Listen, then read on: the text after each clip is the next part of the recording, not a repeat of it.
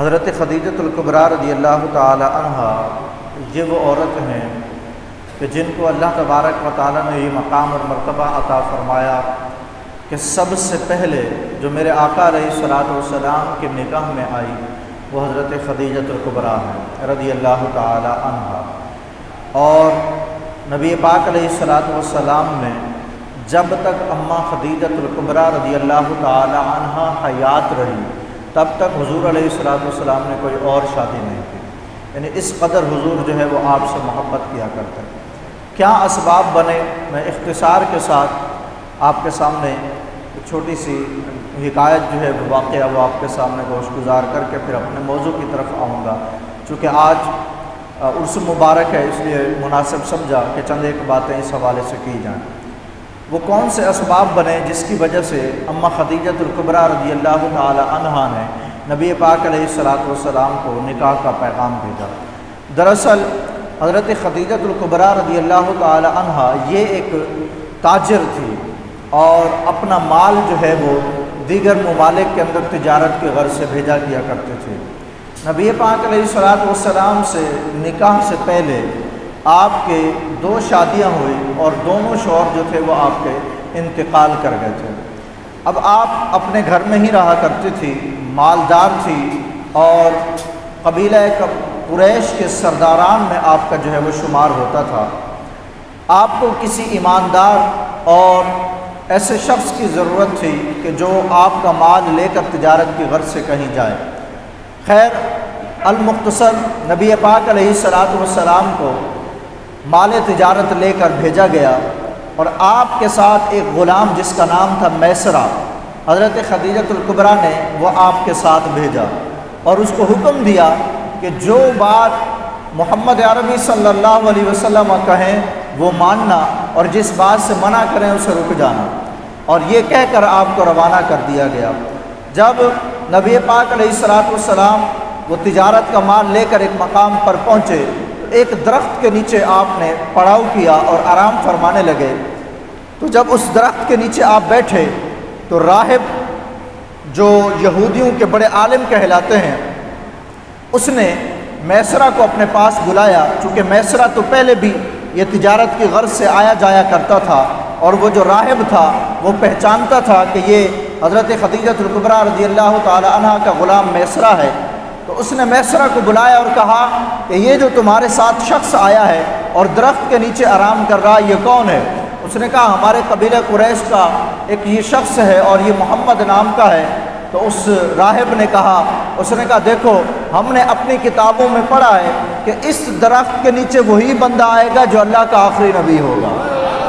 ہم نے اپنی کتابوں میں پڑھا ہے کہ جو اللہ کا آخری نبی ہوگا وہی اس درخت کے نیچے آ کر آرام کرے گا۔ تو وہ راہب کہنے لگا کہ میں نے تمہارے اس شخص کے اندر جو ہم نے اپنی نشانیاں پڑھی تھی اپنی کتابوں کے اندر کہ جو آخری نبی آئے گا اس کے اندر یہ نشانیاں ہوں گی۔ تو اس میسرہ نے پوچھا ذرا بتاؤ تو صحیح تم نے کون سی نشانی دیکھی؟ اس نے کہا ایک نشانی تو میں نے یہ دیکھی کہ ہم نے اپنی کتابوں میں پڑھا تھا کہ اس درخت کے نیچے وہی بندہ آ کر آرام کرے گا جو اللہ کا آخری نبی ہوگا، اور دوسری نشانی میں نے یہ دیکھی کہ جب یہ بندہ دھوپ میں جاتا ہے تو ہم نے دیکھا کہ بادل اس کے اوپر سایہ کرتا ہے۔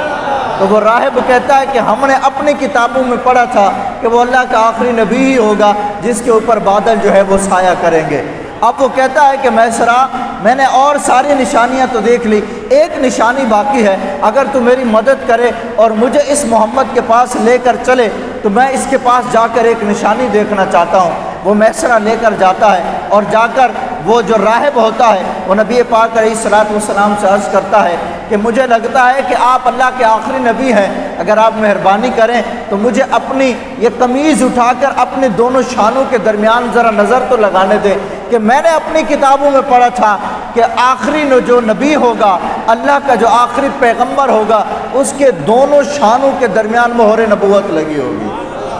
تو جب اس راہب نے نبی پاک علیہ الصلوۃ والسلام سے گزارش کی تو کپڑا ہٹا کر دیکھا گیا تو واقعی اللہ کے محبوب علیہ الصلوۃ والسلام کے دونوں شانوں کے درمیان جو ہے وہ مہر نبوت لگی ہوئی تھی۔ پھر کیا ہوا؟ میسرہ کو یہاں پر یہ معاملہ پتہ چل گیا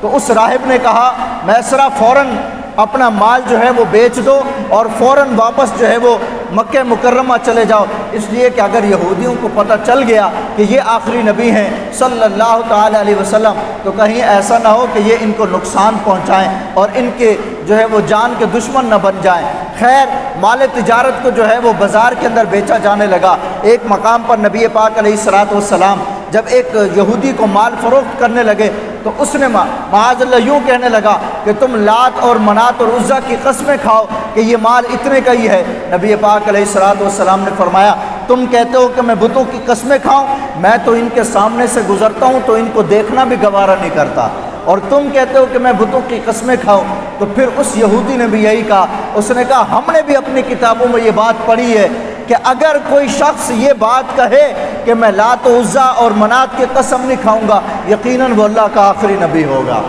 میسرہ کو یہ بات بھی پتہ چل گئی، پھر کیا ہوا، اس کو رفتہ رفتہ نبی پاک علیہ الصلوۃ والسلام سے محبت ہونے لگی۔ خدا کی کرنی یہ ہوئی کہ اس قافلے کے اندر نبی پاک علیہ الصلوۃ والسلام نے اماں خدیجہ الکبریٰ رضی اللہ تعالی عنہا کا جو مال تجارت کے لیے لائے تھے، اللہ نے اس کے اندر کثیر مقدار کے اندر جو ہے وہ نفع عطا فرمایا۔ جب یہ دونوں واپس آنے لگے تو میسرہ نے عرض کی حضور آپ ایسا کریں نا کہ آپ اپنے گھوڑے پر سوار، اپنے اونٹ پر سوار ہو کر حضرت خدیجہ الکبریٰ کے پاس پہلے جائیں اور جا کر خوشخبری دیں کہ ہمارے پاس جو مال تجارت آیا تھا اللہ نے اس میں ہمیں وافر مقدار کے اندر جو ہے وہ نفع عطا فرمایا۔ نبی پاک علیہ الصلوۃ والسلام نے یہ عرض قبول کی اور حضور علیہ الصلوۃ والسلام اپنے اونٹ کو تیزی کے ساتھ حضرت خدیجہ کے گھر کی طرف لے کر گئے۔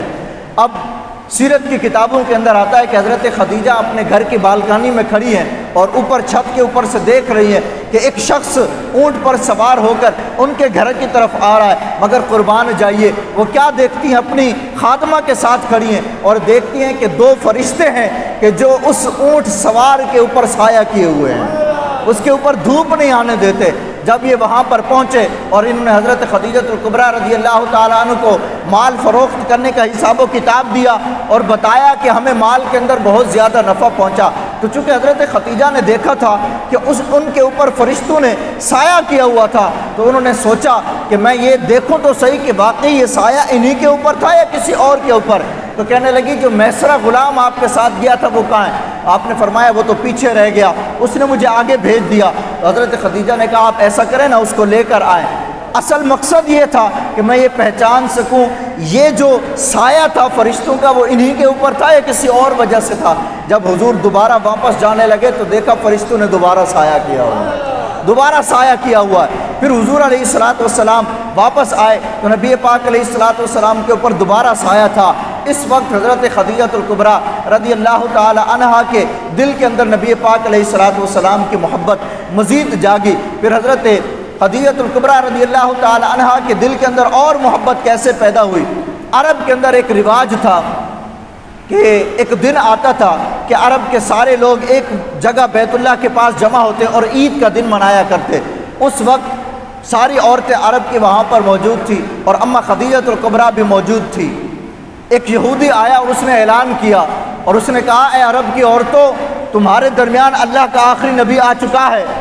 تم میں سے جس سے بھی ہو سکے اس آخری نبی کے ساتھ نکاح کر لو، اس لیے کہ جو ان کے ساتھ نکاح کرے گی وہ دنیا اور آخرت میں کامیاب ہو جائے گی۔ چونکہ میسرہ نے بھی آ کر حضرت خدیجہ کبریٰ رضی اللہ تعالی عنہا کو سارے معاملات بتائے تھے کہ راہب نے کیا کہا تھا، بادلوں کا سایہ کرنا، درخت کے نیچے بیٹھنا، دونوں شانوں کے درمیان مہر نبوت کا ہونا، اس یہودی کا یہ کہنا کہ آخری نبی ہی لات و عزا کی قسمیں نہیں کھائے گا، اور پھر یہاں حضرت خدیجہ نے خود بھی دیکھ لیا تھا کہ فرشتوں نے سایہ کیا ہوا ہے۔ بہرحال حضرت خدیجہ وہاں خاموش رہی اور پھر آ کر اپنے چچا کو یہ کہا کہ میں محمد نام کا جو شخص ہے اس سے نکاح کرنا چاہتی ہوں۔ یوں جو ہے وہ نکاح کا پیغام نبی پاک علیہ الصلوۃ والسلام کے لیے گیا، اور آپ کے چچا ابو طالب جو تھے انہوں نے اس نکاح کے متعلق نبی پاک علیہ الصلوۃ والسلام کو بتایا۔ حضور نے فرمایا اگر آپ راضی ہیں تو میں بھی راضی۔ یوں نبی پاک علیہ الصلوۃ والسلام کا نکاح حضرت خدیجۃ الکبریٰ رضی اللہ تعالی عنہا سے ہوا،